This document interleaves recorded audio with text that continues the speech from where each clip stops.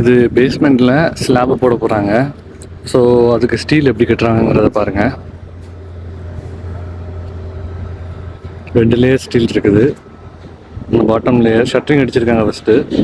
அதுக்கு மேலே first layer கட்டியிருக்காங்க. அதுக்கு மேலே செகண்ட் லேயரும் கட்டியிருக்காங்க.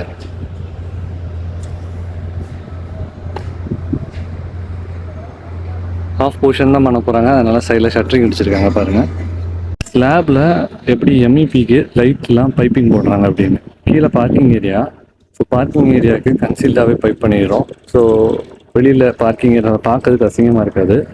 பாருங்கள் எப்படி பைப் போட்டிருக்காங்க.